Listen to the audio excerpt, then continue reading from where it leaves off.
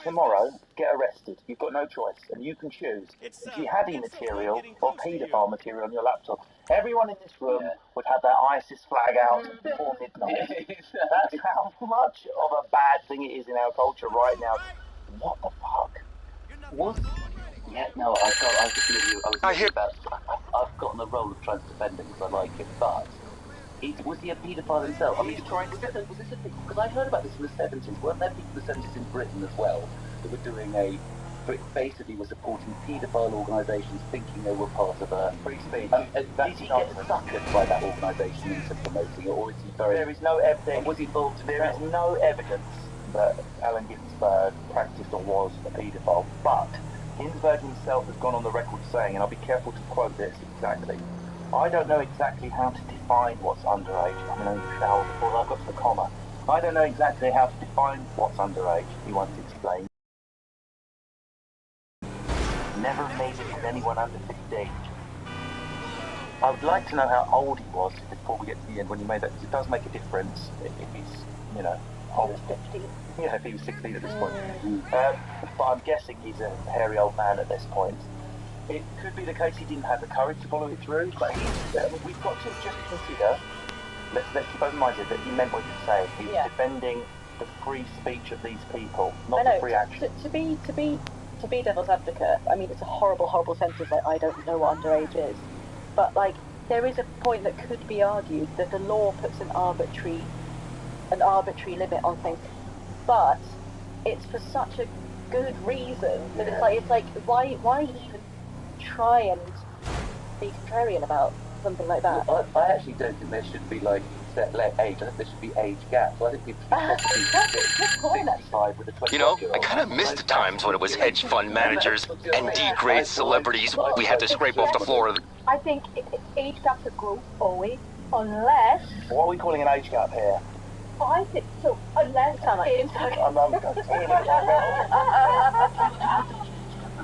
There's 12 years between me and my wife. Yeah, I count that stuff. Bye, I'm leaving. I never made it with anyone under 15. Against fucking law. So I think if it's an older woman, and as long as he's done 2 state exams, I think that's... What's the state exam? What do you So, GCSE A levels, 18. junior cert, yeah. So I think older woman, younger man, I always think, oh my god, amazing, good for both of you. I just think it's doing God's work. What if it was your son? What if it was your son's early 20s and a woman that's 50? You would feel you'd be manipulated Oh no, my poor son going out with Judi Dench. Oh no, that's terrible. No, but would you still feel your child was being manipulated by an older person, much more experienced in life? I just think... Are you saying that boys can't be manipulated by older women? I don't know why any older woman would want to Exactly, she's doing him a favour. He is definitely benefiting. We see a younger man with an older woman that is a man. She will leave. She will leave him in a better state than when she found him. So, yeah, Exactly. that is a very important rule. If he's got good taste in podcasts, he'll wash. He'll have different opinions on Hillary Clinton. That is a man going places. We're recording this in 2022 when we hope we're at the tail end of a pandemic. Whenever you're listening to this, what's it like in 2032, by the way? But I found myself over the pandemic changing how I was on stage. Initially doing the Andy Banks is a stick. Coming round to, yes, I'm triple jabbed because I like going to Ibiza. And actually being quite defensive of those who want to say uncomfortable things and wanting them to be able to say it and not live in some totalitarian society where they can't say it, even though I want to knock their heads together and want to make fun of them. Is there something to be said for I disagree with what you say, but I will defend to the death your right to say it? I think so. And I think I would say even in this horrific case, yeah. I wish I didn't think that, but I think I do. I just think he's a powerful man in a powerful situation. I think exactly. I think he's famous and he's getting... But non-powerful people at that time simply did not have a voice. And if they did, no one would listen to it. So that's the thing, like, it was such in a bubble. It's like such a bubble of like-minded weirdos.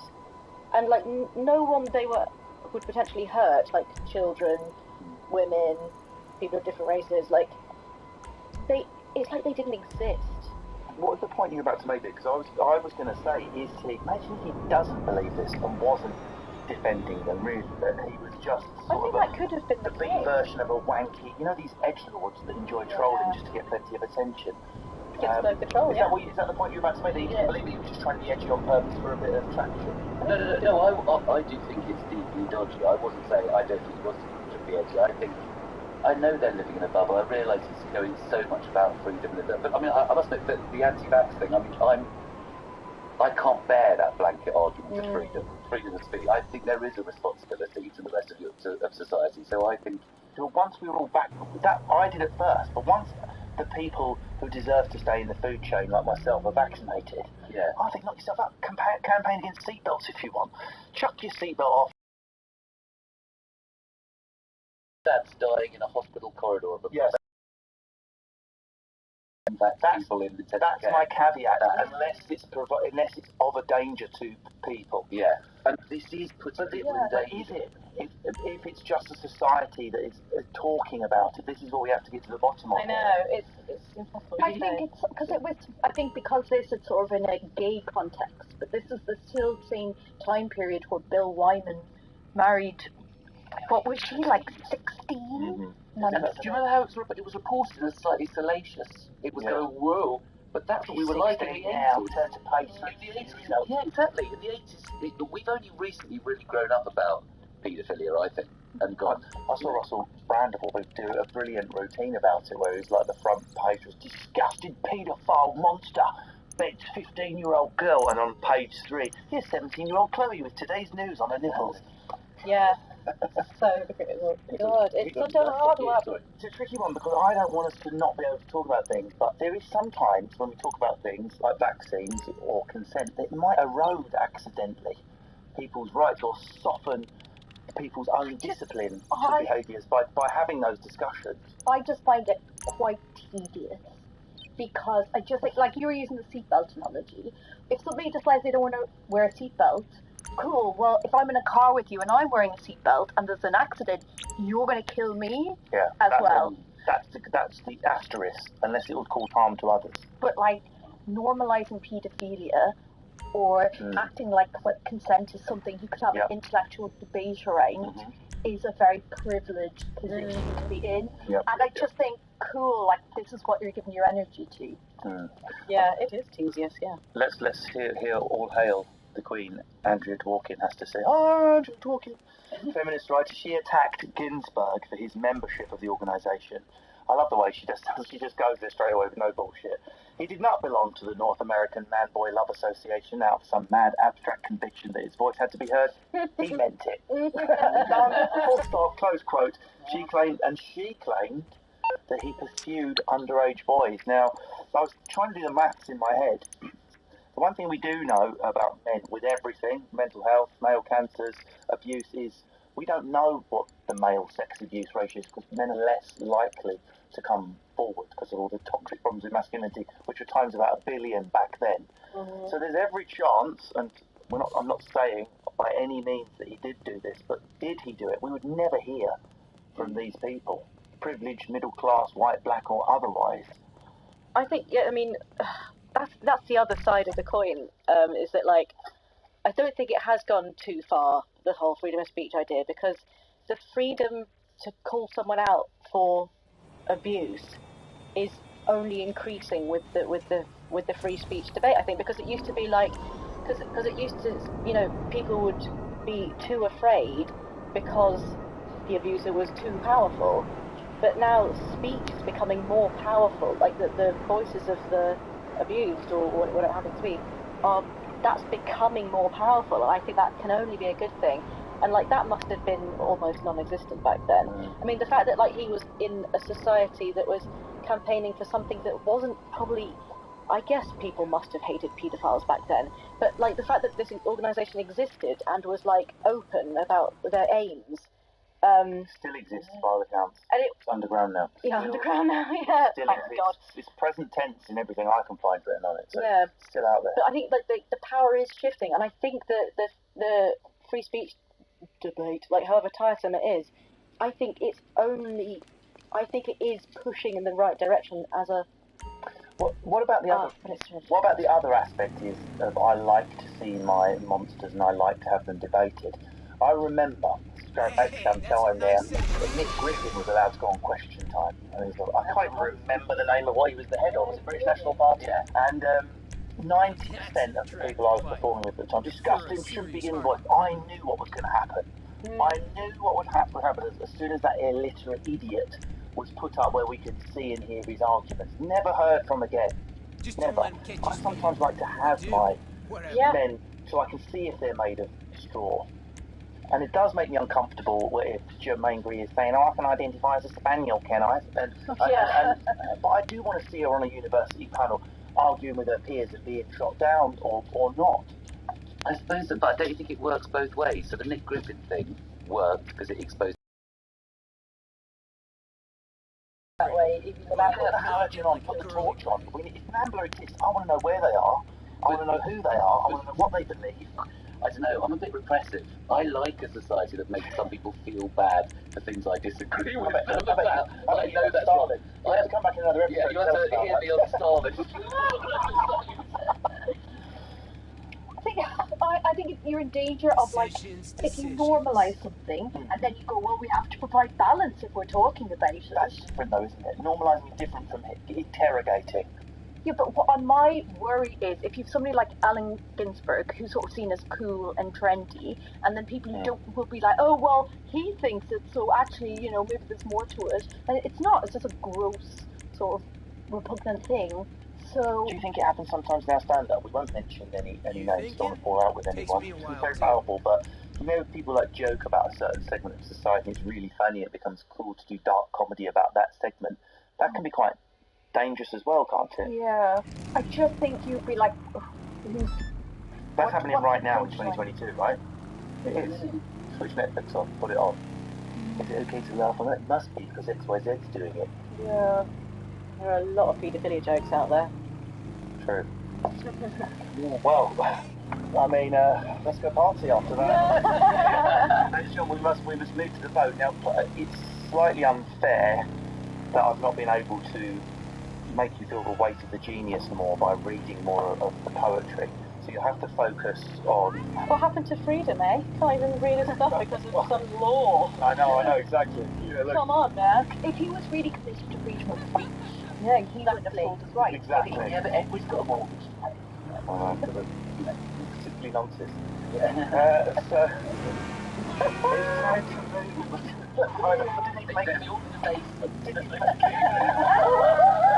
My joke that makes sense, but thankfully provided the images. Big workshops and great stuff today. Right, it's time to move to the vote. Please try to hold the weight of the cultural shift. I know what you're saying across Europe and painting, countercultural movement was going, but these guys, these are patient zero of Woodstock. Allen Ginsberg, evil or genius? Ronnie Maguire. I think he is responsible for every patronising guy I met at university who did 1 year of philosophy and that became his whole personality. So I'm going to say evil. Yeah, I'm also going to go evil because, you know, as great he was with words and drugs. Yeah, I just think... Man boy. Yeah, he was evil underneath. Well, it didn't take much digging, actually. He was quite openly evil, I'd say. No, mate, if you'd had a hard drive, it would have been impounded pretty quickly. Exactly. I don't know. Try put a bit of suspense into it if you can bear. Sorry, I know I should, but I don't think you come back from the dodgy paedophile. I mean, I know you managed to go for the big age. No, have a career. But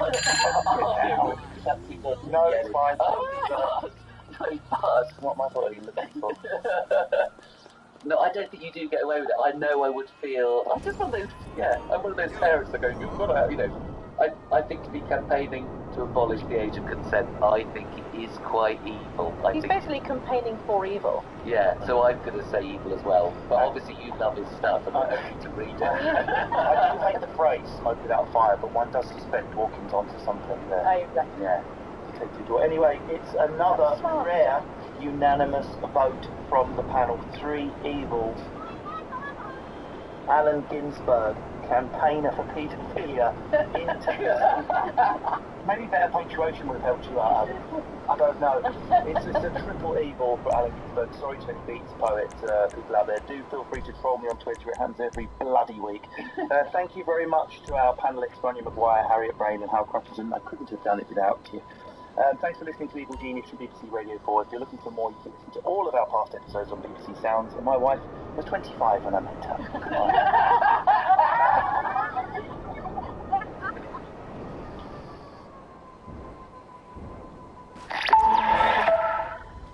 This is a Global Player original podcast. Ed Gamble and Matthew Crosby. Radio X. Oh, hello. Hello there, everybody. Welcome to the show. You know what it is. You know what it is by now. I didn't need to tell you, but it's a radio show, and this is the podcast version of it. Right, we're on slightly borrowed time. Yes. Because Ed has what's called in the biz a hard out. I got a hard out. You've got a hard out. That's not what you think it is, you dirty. They've stabbed that stuff out broadly. I'll put that out.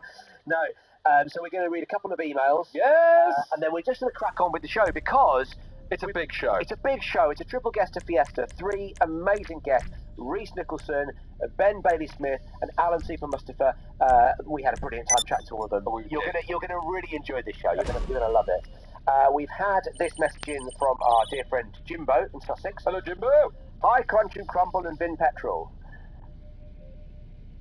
Vin Diesel, lovely stuff. How you doing? Oh, I was just saying, we had one last week, Vin, that it was sad you weren't here for, where someone had used your name in an Everything lyric, and we had to Google what the lyric was. Oh, yes, I think that person's done that a few times. Yeah. It was That's like, great. no reptiles, just soft-boiled eggs in suits and ties. Suits and ties, yeah. Suits and ties, yeah. We got a great... It's a strange show band, anyway. How you doing, says Jimbo in Sussex. Fine, thank you, Jimbo.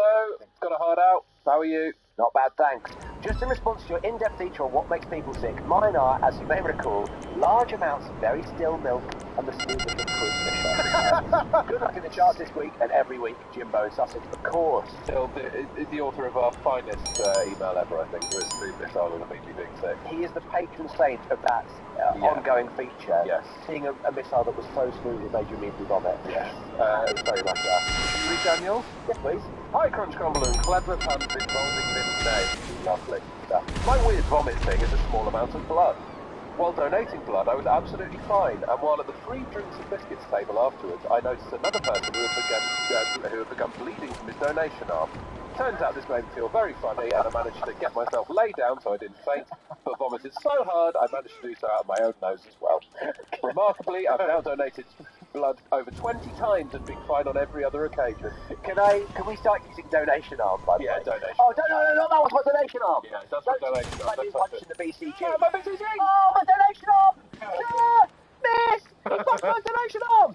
Anyway, enjoy the show. Ed Gamble and Matthew Crosby. First of all, I'd like to say that it's wonderful to see so many of you here today. Let us not forget that we are not just here to mourn the loss of Ed Gamble and Matthew Crosby, but also to celebrate their lives. And I know they would have been overjoyed to see so many of their Radio X listeners turn out. Thank you as well for adhering to the dress code of big studded wristbands for Ed and t-shirts you bought off on Instagram out of I particularly enjoy this one in the front row that says, "Coffee is rad, dude," with a picture of a skeleton doing a skydive into a cafetiere. To the pallbearers, you are appreciated. The 6 strong men who carried Ed, as well as the one bloke who carried Matthew's little coffin under his arm. How to celebrate the lives of 2 such broadcasters. There is so much to cover. Let's hit the main bullet points. Ed once hurt his back and had to broadcast from the floor, and Matthew interfered with himself in a Waitrose car park.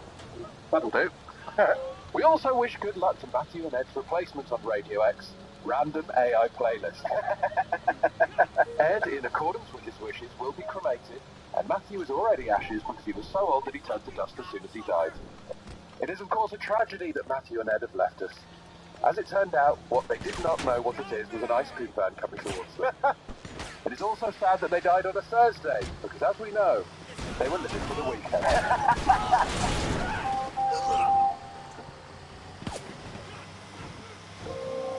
Radio X. Radio X. Ed Gamble and Matthew Crosby. Radio X. Matthew Crosby. and Edward. Radio X, I'm trying to inject that with a lot of energy. Yes. Big Sorry about my intro. Because also, as well, it did make it seem like this is the last show we're ever going to do. Well, no, I see it, Matthew, as a rebirth. Oh, we're going to regenerate like your friends in Ghosts. Yes, it wasn't a literal death of us. It was. No, it was metaphorical.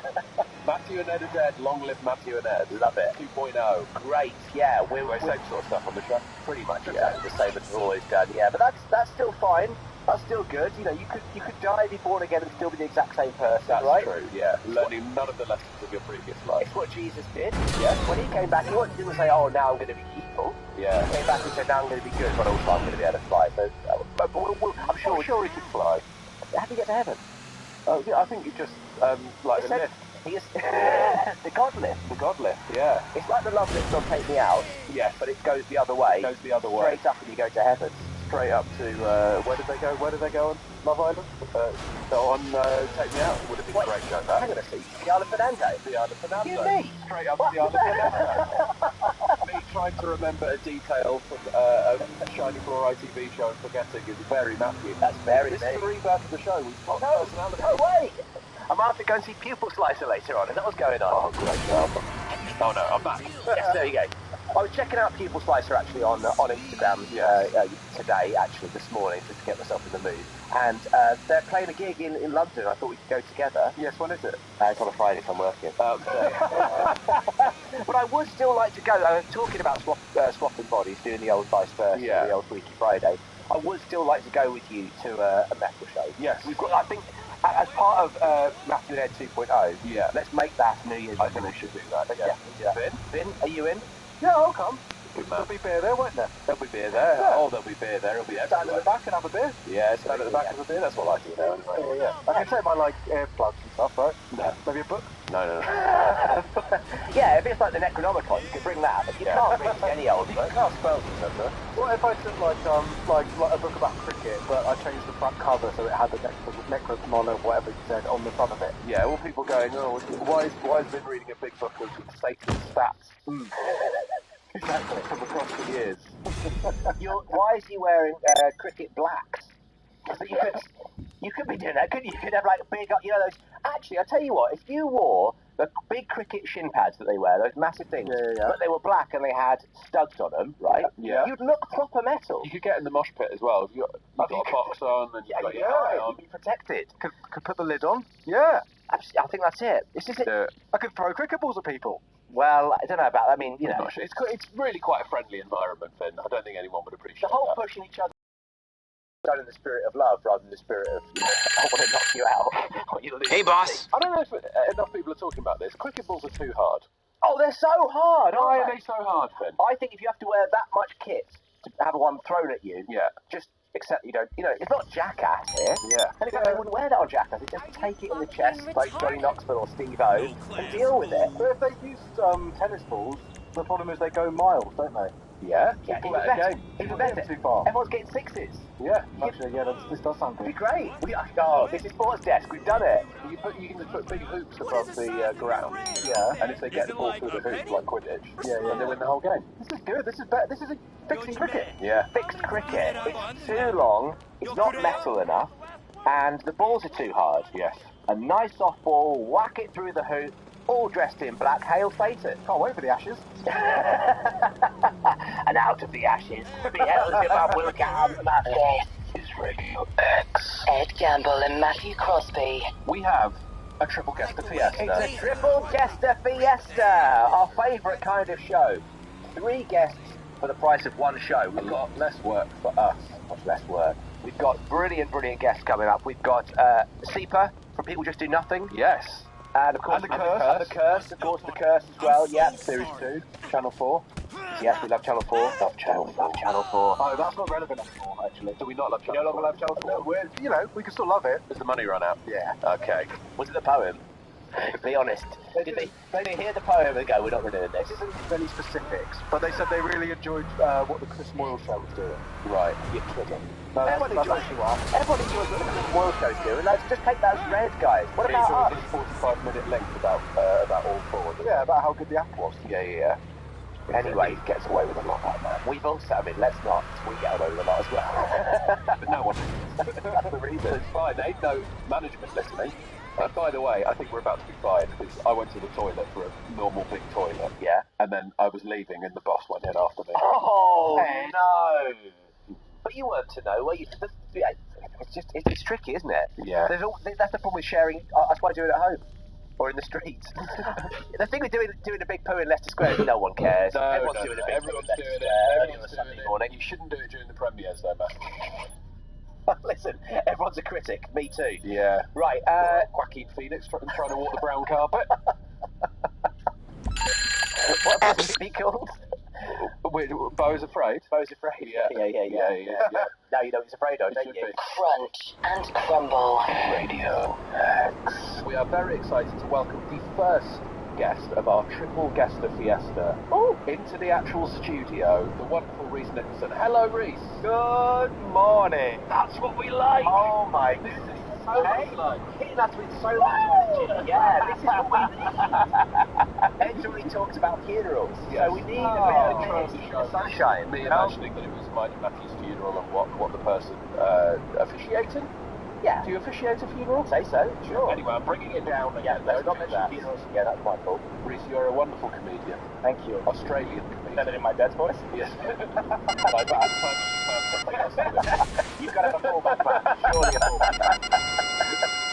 And you're touring the United Kingdom? Yeah, I'm doing my first, I've been here a bunch, but I'm doing the baby's first tour, going all over the place. Tour. Yes, great. Where are you going that you have absolutely no idea of what it's like, and you're slightly nervous about, and you'd like some little insights from true Brits? There's a place called the United Kingdom.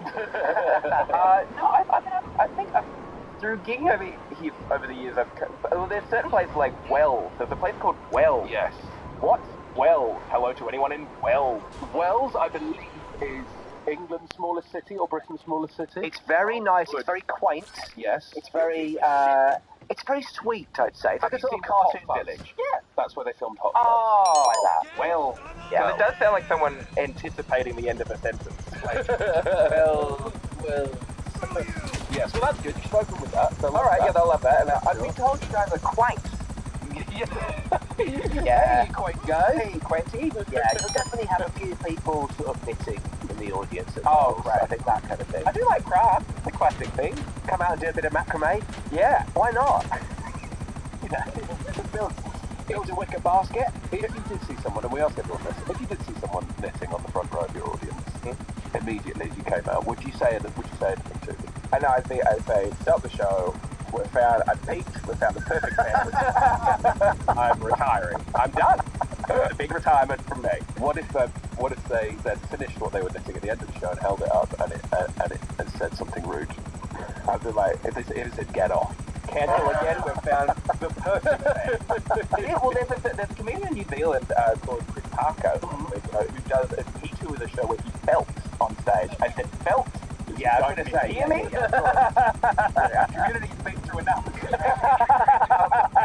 does these like he'll do stand up while he's on stage felting, and by the end of it he'll have he felted a hat. Why am I talking about a Kiwi comedian when I'm trying to do press? Is Chris touring here? Can we switch out guests at this stage? In one of the, I think the National Gallery of New Zealand, he has a felt hat that he made. Wow. In there. I don't know. What have you got in there, gallery? Oh, that's true, actually. Nothing. We're not even allowed in galleries. Yeah, but I feel like it's New Zealand, isn't it? Yeah. It's very quaint. The wells of the world, yeah.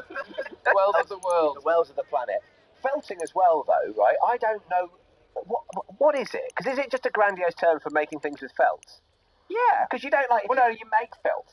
Oh, you've got to make the felt, and then you've got to make the felt, and then you've got to make something with that felt. Yeah. Make felt. How do you make felt? It's kind of jamming fibers. I actually kind of know if you want to. Yes, please. Yeah, we'd love to. I absolutely love it when comedians' PRs are in the room. They're more and more nervous, going, why are they talking about felt? I've got it. No, let's talk about felt. Felting, my understanding of it is kind of fibers, like wool fibers. fibers and you jam them, like kind of stab them together a lot.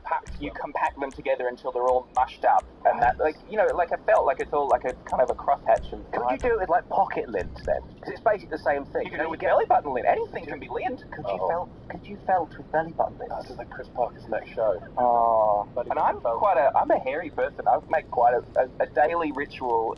You know, like when you're in a relationship and you are just trying to slowly destroy it from the inside in small and beautiful ways. Sure. Every day I pull out belly button lint and find some way to give it to my partner. Every morning I go, there you go. And every morning he goes, please stop doing this. Please. Yeah. Like you're a contestant on The Bachelor. It's like, will you accept this rose? Will you accept this lint? Yeah. Will you accept this lint? Will you accept this compacted skin fibers? He will know if the relationship's ever falling apart because you don't give him any belly buttons. Yeah. Do you have any, like with your wife, do you have any weird little, like... No, I mean, no, we stick. You love each other, yeah. No, we just keep, it's a lot of time apart. Very long tours. Oh, a lot of time in the Antipodes where she's here, going on holiday on her own, that kind of stuff. Yeah. It's you guys do holidays apart sometimes, right? Well, if I'm touring, then she'll go on a little trip by herself and have, by the way, the time of her life. Oh my God, yeah. Texting me going, this is the best holiday ever. It turns out the thing I don't really like about our relationship is you. Yeah. I'm really holding her back. Ed Gamble and Matthew Crosby. Radio X. We are still joined by the brilliant Reese Nicholson, who is on tour. Still. Yeah. We tried to ask him to leave, but not having it. Down. Still on tour. Reese is the name of the tour. That's the name of the show, by the way. Yeah, Matthew isn't just going, Reese. Wells. How do you say it, the title? How would you like it to be said? Is it said with a sort of resignation? You did well. You nailed it. Reese. Yeah, kind of. It's like, it's meant to be, and you would know that, like, you name a show 1,000 years before you've put fingies to laptop. Sure. But you've picked the pre-show music. That's important. Of course. But I named it after look, I'm about to be the gayest person ever, and that's a big feat in this country. You guys have really cornered the market. There's a Judy Garland album called Judy. Oh, and so I named it because it was this recorded album by Carnegie Hall. Is this good radio content? Fascinating. And it was named the greatest night in show business of all time. Wow. And I thought, I can top that. So do you see your career going on the same trajectory as Judy Garland? Yes, I will also have a very expensive mausoleum in Hollywood forever. Anyway, I once went to the Hollywood Forever. I went to look at Judy Garland's burial site. Of course. Yeah, why not? You know how to spend the day. Yeah, I was buried. Hollywood Forever is kind of, I guess, semi-exclusive cemetery in Los Angeles. For the dead people, as opposed to who can visit. Yeah, no, They're showing off. Like a Berlin club. But I'm here to mourn. We're full up tonight. Too many women there. But you can in Judy Garland's burial site, there are empty spots that you can buy in. What? To be like her family made the decision that we could sell spots to be near Judy. Wow. And you can be, and it's like I don't know. And how much did you pay for it? Yeah, and I'm there now. I'm coming to you live from there now. But it is wild. Imagine that. Yeah.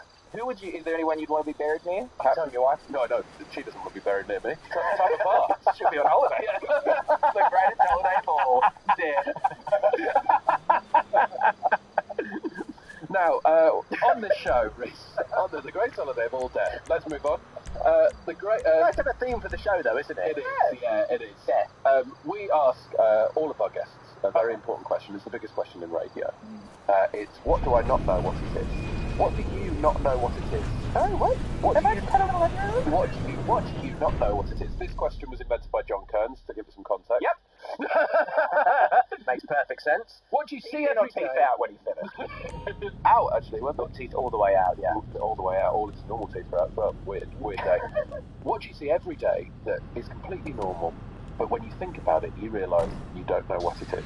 One of the strangest things I ever saw was at a petting zoo, which is a thought anyway. It's great. I saw an emu and a horse living in the same enclosure in peace, and I've I think about it a lot. I'm not directly answering your question, but I don't know what that was. But do you think, No, that's fair do enough. you think they were getting on so well that there's going to be the pitter-patter of little emu feet? Do you feel like that's something we can see? A horse's body with an emu's neck. Oh, no. Awful. But actually, what's worse though, emu body, horse head. Oh, it wouldn't be able to support it. Yeah, that would be awful because it would be like dragging Yeah. But I watched them eat a lettuce together. Oh. And I often wonder whether, I really do think about this a lot, like, do they know they're different? Like, Interesting. does the emu look at the horse and go, I mean, I think that's me as well, right?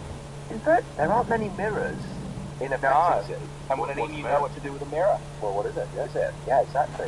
Two great questions. I need to wish them Right right now. Reese stars on the 13th of June. It runs till July, including a run at the Soho Theatre in London's glittering West End. ReeseNicholson.com.au. Reese, thank you so much for coming on. Thanks for having me. Off to bed for me now. Bye-bye. Bye-bye. We're not going to follow up on this, but on our sheet here it says Reese has just interviewed the Australian Prime Minister on primetime TV. I did. It was uncomfortable. Sure, that's out there if you live in Australia or if you've got access to the internet. Radio X.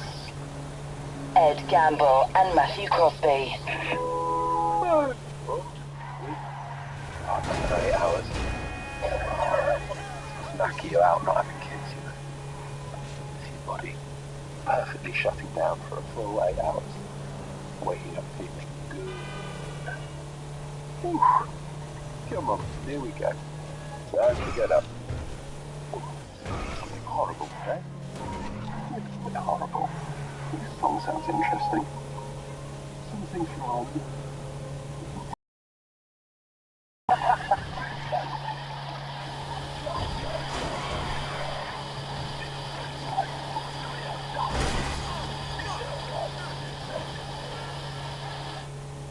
You know what?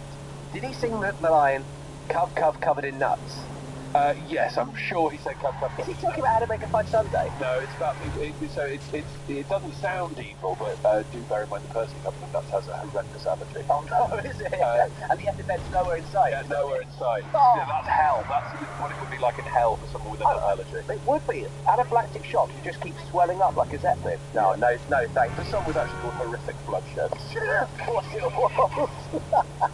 Ed Gamble and Matthew Crosby. Yes, indeed, folks. Welcome back to the show. It's Ed Gamble and Matthew Crosby here on Radio X.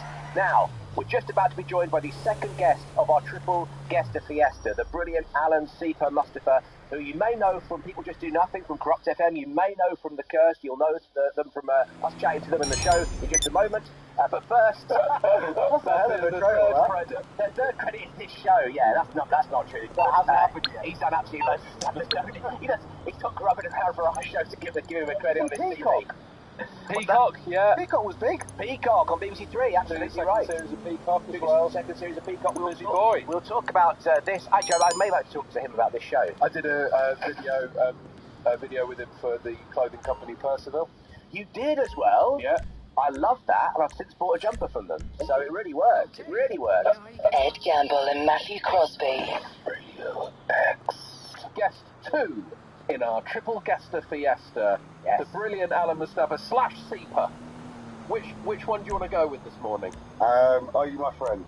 Yeah, I'd say so. Okay, we'll step into the territory of Seeper. Thank you very much. Yeah. And Matthew, you'll be referring to Alan. Let's draw the boundaries very It's nice to know where the line in the sand is and how far away I am from it. It's like two people at the same time. It's like, Yeah. I have to have a little bit of negativity. Like, you know, like when you know, like schizophrenics in a movie. Yes. Not real schizophrenia, but like schizophrenics in a movie, they would go like, Seeper, I want to talk to Alan now. Yeah. You know, trying to mediate between the two personalities. That's what I'm going to be there for. At any point, I think Seeper's getting a bit, ideas about this station, we'll bring it down, and it's going to come back to It's it. a fine line though. So I might be like, no, it is Adam, what's up? And you're like, sorry. Oh my God, there's a bit of bleed between Seeper and Yeah, Alan. it sort of bleeds into each other. There's a It's a lot good of idea bleeding for going on. another show, like James McAvoy in Split. Yes, exactly. Yeah, all the different personalities. I'd watch it. Yeah. The So, Channel 4 guys, sort it out. Yes. We need that show. well, they've already got a very good show. Yeah, true. In The Curse. Yeah. The Curse is back, Series 2. It's on Channel 4. We love Channel 4 here, don't Oh, we? they don't sponsor the show anymore, Matthew. No, so but we you still can love just say, Listen, The sponsorship has gone, but the love has not. Still residual heat of sponsorship. We'd like them to, well, this is basically my renegotiation of the contract. If I keep saying I'm love Channel 4, eventually they'll go, we'll bug up some money. But anyway, The Curse is back for Series 2, and it's set on the Costa del Crime. Very exciting. So where were you filmed? You didn't have to go to Margate and try and cheat it, did you? No. Although Series 1 we filmed in Liverpool and pretended it was England. Okay, Seeper, I want to speak Alan now. Alan, London, of course. That's whenever I go to Liverpool, I'm like, come on. When I'm up north, I can't wait to get back to England. I mean, I love it here, but I would like to apologise to all our Scouse friends. I love the Scousers. Liverpool is also such a tight-knit community and has such a strong identity that I think... That is what I meant. I think what Seeper was saying was that it feels like its own nation-state. Well, it is, and thank you, because that's literally my point. Speaking of Scousers out there, they don't see themselves as English, they see themselves as Scousers, right? Because it's very anti-system, anti-establishment, and I respect that. And I'm part of people. That. You guys didn't understand that, but then I did. As an honorary Scouser, you would know about that, wouldn't you? Exactly. But so Series 2 we filmed out in Gran Canaria, which is amazing. It's lovely. And was that a big part of writing Series 2? You're like, well, we could go back to Liverpool. Yeah, the only reason we did Series 2 is Gran Canaria, If you were to do a Series 3, where next? Space? I think... Spain? Yeah, space. Oh no, Spain. No, he wasn't. In my style. We had to go to Gran Canaria. Imagine it was Spain. It's really the Liverpool of the Valera. You know what? We always spoke about doing it as obviously we haven't been commissioned, but if we are, then we're looking at it as like a 3-part thing, and Series 3 would be about. So obviously Series 1 is about the gold, right, and like crime and like crimes in history, like always to do with like the social politics of the time or whatever. So like obviously there's a lot of bank robberies and like that's why the gold things in like the sort of early 80s. Then you go on to the cocaine, which is Series 2, and then of course early 90s. Ecstasy. Yes, of course it is. Sorry, that's a gap for me to say that. I was just thinking about all the crazy times I had in the early 90s. There's a bit of a delay because we both just double dropped.